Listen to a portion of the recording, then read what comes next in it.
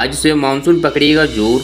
अगले 4 दिनों तक होगी झमाझम बारिश। 4 जिलों में भारी वर्षा का अलर्ट। बिहार में मानसून गतिविधियां जोर पकड़ेगी। मौसम विज्ञान केंद्र पटना के अनुसार मानसून ट्रफ जैसलमेर, कोटा, सिद्दी, बालासोर होते हुए उत्तर बंगाल की खाड़ी तक बना हुआ है। ऐसे में अगले 3 से 4 दिनों तक संख्या जिलों में झमाझम बारिश होने के आसार हैं। वहीं कई जिलों में भारी बारिश की चेतावनी और अलर्ट जारी की गई है। आपको बता दें कि पूरे प्रदेश में मानसून की गतिविधियां में रविवार से तेजी आएगी।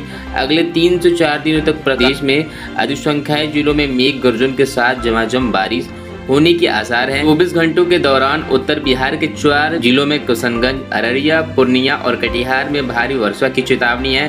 पटना समेत प्रदेश के शीर्ष भाग में बादल छाए रहने के साथ हल्के मध्यम दर्ज की वर्षा होगी। बीजेपी से चिराग का सब कुछ सेट हो गया है। मुलाकात के बाद नित्यानंद राय ने कही ये बात। एलजेपी चीफ दिल्ली को रवाना। चिराग पासवान से मुलाकात और बातचीत के बाद केंद्रीय मंत्री नित्यानंद राय ने कहा कि हमारा पुराना घर और अपने घर के लोगों को मिलने आए और उनसे बातचीत हुई। अब हमारे बीच बातचीत होती है तो अच्छा ही है। जमुई सांसद चिराग पासवान के नेतृत्व वाली लोक जनशक्ति पार्टी रामविलास की एनडीए में शामिल होकर 2024 का चुनाव लड़ेगी और औपचारिक की घोषणा बाकी है। राज्य महकमे के चर्चा आम है कि चिराग पासवान और बीजेपी के बीच सब कुछ सेट हो गया है। पटना में एलजेपी महत्वपूर्ण बैठक से पहले नित्यानंद राय का दफ्तर जाकर चिराग पासवान से मिलना और मीडिया को दिया गया बयान ये पुख्ता करता है कि चिराग पासवान पटना में पार्टी की बैठक खत्म करके दिल्ली को रवाना होंगे। रविवार को पटना में श्री कृष्णपुर स्थित पार्टी कार्यालय में एलजेपी रामविलास के नेताओं और महत्वपूर्ण बैठक हुई, जिसमें पार्टी के सभी बड़े नेता शामिल हुए। सर्वसम्मानित चिराग पासवान को गठबंधन पर अन्य दलों से बात करने के लिए अधिकृत कर दिया गया। पार्टी ने अपने अध्यक्ष को पावर दिया है कि 2000 चुनाव को लेकर गठबंधन संबंधित जो भी फैसला चिराग पासवान करेंगे वह सभी नेताओं कार्यकर्ताओं को मानना होगा।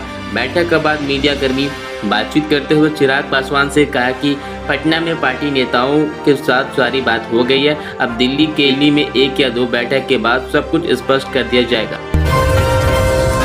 बिहार में औरंगाबाद जिले में गो प्रखंड में मुखिया के घर नल जल कनेक्शन का आवेदन लेकर पहुंची महिला से रेप, झांसा देकर बेटे ने दरिंदगी का दिखाया खौफ। औरंगाबाद जिले के गो प्रखंड उपहारा थाने के तेयाब ग्राम पंचायत मुखिया पुत्र जयशंकर पासवान पर क्षेत्र का एक महिला के साथ दुष्कर्म का आरोप लगाते हुए प्राथमिकी दर्ज की गई। आपको बता दें कि औरंगाबाद जिले में गो प्रखंड के उपहारा थाने में तेयाब ग्राम पंचायत मुखिया जयशंकर पासवान क्षेत्र की एक महिला के साथ दुष्कर्म कराने के आरोप में लगे प्राथमिक दर्ज की गई है। प्राथमिकी का उल्लेख किया गया है कि कुछ दिन पहले नल जल के कनेक्शन के लिए मुखिया के घर गई थी।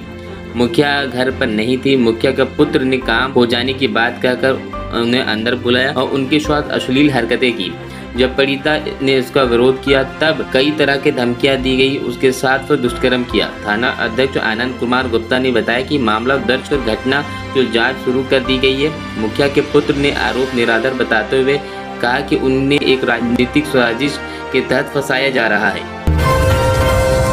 आरजेडी से दूर हो रहे नीतीश एनडीए में फिर लौटेंगे। जीतनराम मांझी ने कयासों को दी हवा। 2024 के लोकसभा चुनाव को लेकर सभी पार्टियां जोर शोर से अपनी तैयारी कर रही है। एक ओर नरेंद्र मोदी के नेतृत्व में एनडीए को, दूसरी ओर नीतीश कुमार के प्रयास में विपक्षी दलों की दिल्ली की गद्दी पर काबिज होने का मुहिम जोरों पर है। इस बीच पिछले कुछ दिनों में चर्चा तेज हो गई है कि आरजेडी के नीतीश कुमार के बीच दूरी बढ़ रही है। ऐसे में सवाल उठने लगा है कि नीतीश कुमार एक बार फिर एनडीए की ओर कदम बढ़ा सकते हैं। नीतीश कुमार को हाल ही में अलग हुए हिंदुस्तान अवाम मोर्चा के संस्थापक और बिहार की पूर्व मुख्यमंत्री जीतनराम मांझी के कयासों को हवा दी है। शनिवार को मुख्यमंत्री नीतीश कुमार ने राजगीर में आयोजित होने वाले मालमास मेले में निरीक्षण किया। इस आयोजन में पर्यटन मंत्रालय द्वारा किया जाता है, जिसकी मंत्री तेजस्वी यादव है। लेकिन मेले में लगे हुए एक भी बैनर पोस्टर में तेजस्वी की तस्वीर नहीं दिखी। चारों तरफ नीतीश कुमार ही छाए रहे। इस चर्चा ने जोर पकड़ लिया कि कहीं नीतीश और तेजस्वी में खटपट तो नहीं चल रही। बिहार सरकार चल रहे महागठबंधन के कुछ गड़बड़ तो नहीं है। इस बीच जीतनराम मांझी ने नीतीश कुमार को लेकर बड़ा बयान दिया। दिल्ली में एक न्यूज चैनल के साथ बातचीत में उन्होंने नीतीश कुमार के फिर एनडीए की ओर भर्ती होने के कयासों को हवा दे दी। उन्होंने आरजेडी के साथ नीतीश कुमार के गठबंधन के बेमेल बताया और कहा कि यह राज्य के हित में नहीं है। बिहार के सीवान जिले के अंदर चलती ट्रेन में यात्री की मौत, 20 मिनट रुकी रही गाड़ी, मृतक के पास नहीं था टिकट, पहचान न होने पर नहीं उतारा शव।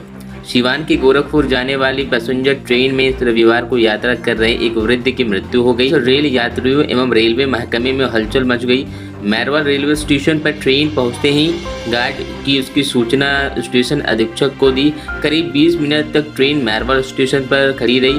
बाद में उसे आगे ले जाने के लिए बढ़ा दिया। मधुबनी में 3 बच्चे डूबे। मधुबनी में अलग अलग हादसे में 3 बच्चों की मौत हो गई। थाना क्षेत्र में बैरवा गांव में रविवार जेसीबी से खोदे गड्ढे में डूबे गए उपेंद्र मंडल को 7 वर्षीय पुत्र की मौत हो गई।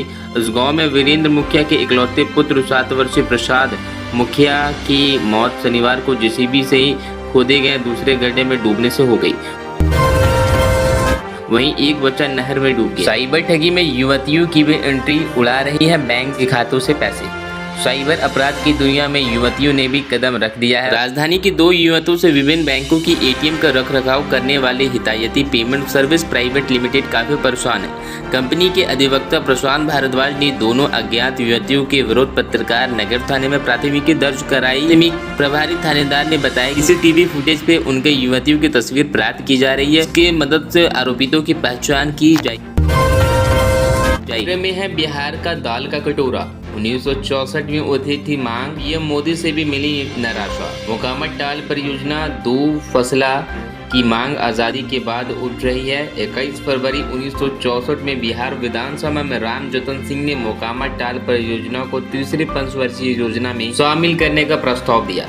आपको बता दें कि लगभग 6,55,000 बीघा 1062 किलोमीटर में पसरे मोकामा टाल का इलाका बिहार दाल उपज के लिए प्रमुख केंद्र माना जाता है।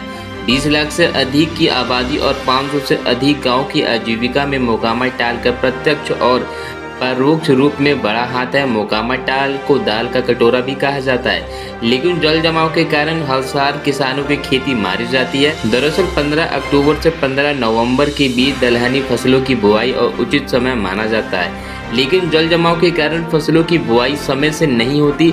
हजारों एकड़ खेत परीत रह जाते हैं। विलंब से बुनाई के कारण फसल की लागत भी नहीं निकल पाती। किसान पिछले 1 दशक से यह परेशानी झेल रहे हैं। पानी की निकासी का कोई मुकम्मल व्यवस्था अब तक नहीं हुई है। पढ़ाई के लिए पत्नी को भेजा शहर व प्रेमी के संग हुई फरार। अब पति लगा रहा है न्याय की गुहार। दरभंगा में 2 बच्चों की मां अपने पति को छोड़कर प्रेमी के साथ फरार हो गई। अब पीड़िता पति न्याय की गुहार लगा रहा है। अजीत नाम में नौकरी करता था और उसकी पत्नी दरभंगा में 2 बच्चों के साथ रहती थी।